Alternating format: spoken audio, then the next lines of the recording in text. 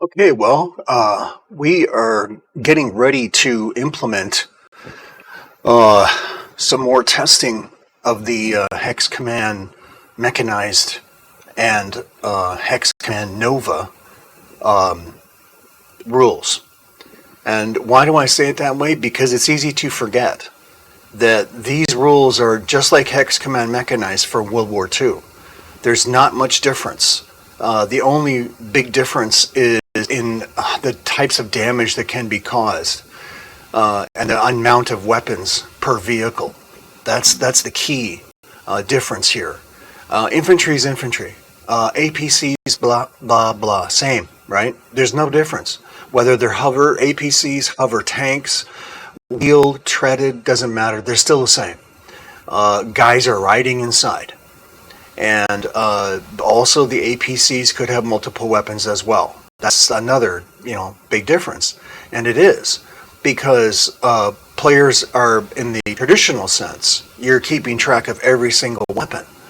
But in now, with this the quick play version of hardly any roster at all, where you're just basically taking a combat hit, when you take a combat hit, you're basically going to have a -1 to all the weapons. There's no particular weapon that's going to be knocked out here. So all the weapons suffer. And sure, people say, yeah, but that's kind of not fair because I've got a whole missile pack on my left shoulder and I've got, heavy laser, twin laser or something in my left arm. And I've got, missile pack on my left thigh.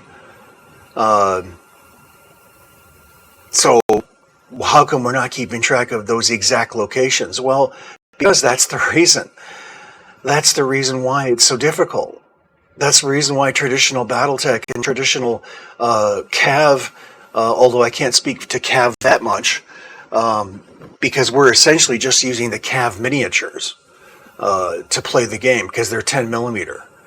And the BattleTech miniatures we're not using because they're not 10 millimeter. We're printing our own 10 millimeter, which is to say that they're 70 millimeters tall. All right, that's 3 inches or something, right? Yeah. So I mean, these are big models, and when you ask yourself why are we playing with such big models, it's because we don't want the infantry to be so tiny, and the vehicles to be so tiny. That's why.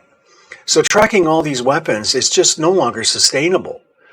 Why is it no longer sustainable? Meaning that you can't get people interested in the game.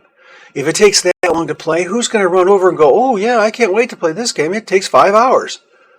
Those days are long gone. That's like the days of Johnny Reb, where every single individual stand was part of a regiment.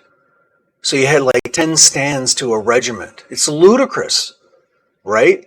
There's absolutely no reason for it. And Richard Borg did the industry a favor when he said 1 unit is a unit.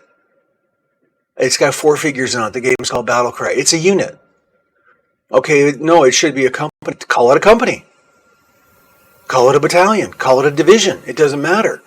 It doesn't even matter if it was blue or gray. It's the philosophy that's involved. It's 1 unit. And that was the point. So the simplicity, the sustainability was clear and obvious, and the game's popular. Same with Memoir 44, although again, I can't speak to that because I'm not entirely sure. I haven't really actually played Memoir 44. By the look of it, it looks a little bit kludgy, like it's pretty complicated. There's a lot of stuff going on there. A lot of stuff that you could probably do without.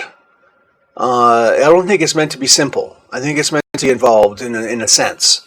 But I can tell you the scenarios for Battlecry are nowhere close to how they actually were. I mean, maybe they're 10% accurate.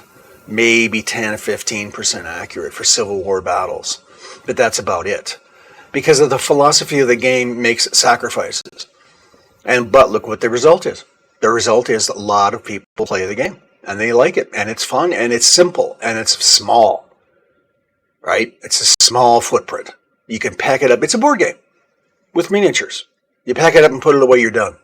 You can have entire, legions of or competitions because it's so simple to. It's like a big chess game. Okay, that's my rant. Now, where are we here? We are here looking at Hex Command Nova's test. Today we're going to try and focus on the system management damage.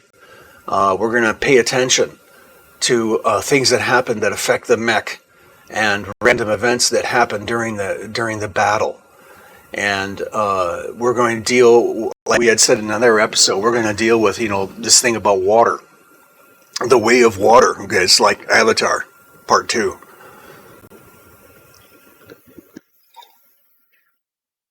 And yes, I don't need this microphone because I'm using a lavalier microphone.